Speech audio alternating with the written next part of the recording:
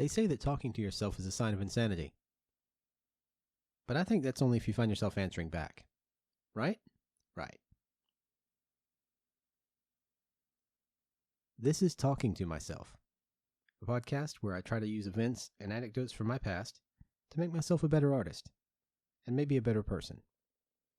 Hopefully other people can get some use out of this, but mostly I'm just trying to avoid paying for therapy.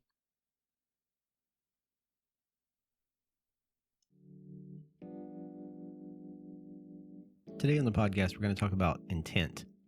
And this one is a little more directly related to artistic endeavor than usual. I am still going to use an anecdote from my life, but this one's almost specifically art related. There's probably some non-artistic applications of this, but we're going to stick with art for this particular instance. Okay, so today's story. In college, when I was pursuing a degree in art, which I eventually got, I participated in several art shows, and one of them was a print show, and I created something called a monoprint. If you're not familiar with printmaking, what that means is instead of making a template that you can make multiple prints from, a monoprint is more like a one-off painting kind of print. In this case, it was a piece of plastic that I drew on with ink, printing ink, and then ran a print off of. Sometimes you can get one, maybe two prints off this. They tend to be, a little ephemeral because of this. Mine was kind of abstract.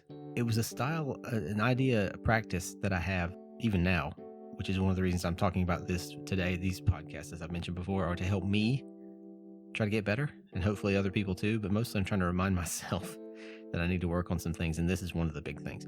I have a habit of working freeform, like unplanned or flying by the seat of my pants, to put it a certain way. And this monoprint, back in the days that dinosaurs roamed the earth when I was still in college, is a good example of that. It was a series of shapes, just kind of abstract shapes, playing around with the ink scrapers, the rollers, just sort of the tools are already there. I didn't use a brush. I didn't make a painting of it. I didn't use any thinner. I just worked straight with the thick ink. And if you worked it with print ink before, it's very sticky and thick. So you end up with some pretty difficult to control tools in this case. So I wasn't trying to control them at all, which is pretty much how I work. Once I learn how to use a medium well enough to use it, I'll start off by completely abandoning any thought of planning in a lot of cases. Not always, but in a lot of cases. I'll just start making marks with whatever it is. And this monoprint is exactly what that was. What happened eventually after a few moments of this, after, maybe 5-10 minutes of scraping away at it and making marks and scraping away at it, I had developed something that I thought was an image. It looked to me like a building with a window, with a light inside it, and someone walking by in the street below. Now, it's very abstracted, of course, because you're dealing with like streaks of ink. And it's almost pure black and white in this case, because the ink it doesn't really get translucent as it gets thin. It's an opaque ink. So the way to make translucency is basically just scrape pieces of the ink off.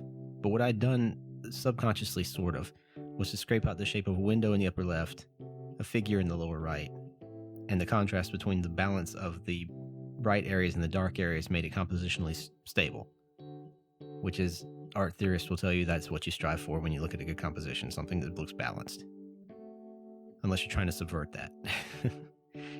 That's another thing we're going to mention in a bit. So my intent in this case was lacking. I started out with no intent. I just wanted to make some kind of thing, and it turned into something I could see. Visually, it meant something to me. So I pulled the print. It was successful. Sometimes monoprints are, but this one came out okay. And I was pretty happy with it. I was kind of proud of the way it looked. Even if I don't have a plan to start with, I feel that the effort in making something out of chaos, those stray marks, that's where the creativity comes in for me. That's sort of like the effort of art, is when I turn my random marks into something that's real to me. And I felt that I succeeded in this case. So I submitted it to the show. I got in the show, and I won second or third place. I can't remember which. There were several categories. There was a monoprint category, and I was in the monoprint category. And I think I won second place. So I went to the opening. This was a student show, so it wasn't there wasn't money or anything involved. I went to the opening. We all walked around, and everyone spoke about their paintings, their works and everything. And they got over to mine, and I looked up at it, and I realized they'd hung it upside down. I don't know what they thought compositionally it was. They probably just thought it was abstraction. It was pretty rough. I mean, it was very abstract looking. Without knowing what I intended it to be, you'd be hard pressed to find a figure in a window. Although the 4 blocks in a certain configuration are symbolic of a window to most people who grew up in a Western culture. But for some reason, they'd hung it upside down. And it was still visually pleasing to me, but I was a little taken aback that they didn't see what I intended them to see, which was, a figure in a window. Having them hang it upside down was a clear indication to me that my intent was not visible to them. And the weird thing is, I still won second place. Which is odd, because, hanging something upside down is not the opposite intent of what you came out with. It just means that there were more structural or technical elements that appealed to the judges than what I had intended. So this all brings me around to the theory here is what I need to do, what I should try to strive for is something I've learned through hard lessons like this, and not always winning things because of it either. If you make a mark in a piece of art or a blank space in a piece of art, someone who looks at that is going to assume that you meant to do that. They're going to think every single mark you made was intentional and deliberate and well thought out. If they see a mistake, they're going to assume that you meant to do the mistake. Or they're going to think that you're a hack and you're not very good and you just make a lot of mistakes. Depending on what level you're exhibiting at, basically. If you're in a student show, they're going to see mistakes and go, oh, he made a mistake. He's obviously not trained enough. If you happen to get to a professional level show and there are mistakes that someone catches, they're not going to immediately think mistake. They're going to think choice. And that can be to your advantage if you happen to have mistakes that turn out to be visually pleasing or say something, but that takes the control of what it says out of your hands. A lot of people believe this theory of the author is dead or the art is purely subjective, so that once you create something, you're saying it is gone. What it means to other people is completely up to them. And I believe a lot of that's probably true. But as a visual artist, the only thing you have left of your art making is the art. Musicians and choreographers and other disciplines that involve a more of a recorded event type of creation, they can have interpretations later that have nothing to do with the original, and it's fine because the original is pristine and maintained. There's a record of it. Whereas all we have as visual artists is the art. So we have to take extra care that what we end up with at the end is what we want to represent our efforts and not get hung up upside down.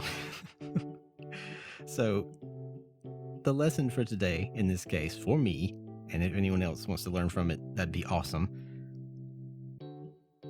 Be more mindful of what you end up with. I don't think my practice is necessarily bad. This automatic writing kind of thing I get into sometimes where I just start making marks until it looks like something and then I go forward with that. I don't think that's really bad. It might be wasteful as far as time's concerned.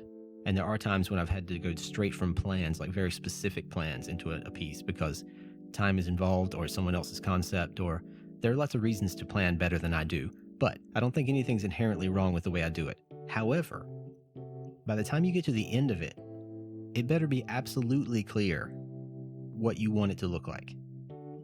And it better be, if you do it well enough, the art should communicate something. That's sort of the basis of everything as far as art goes, is communicating from one person to another.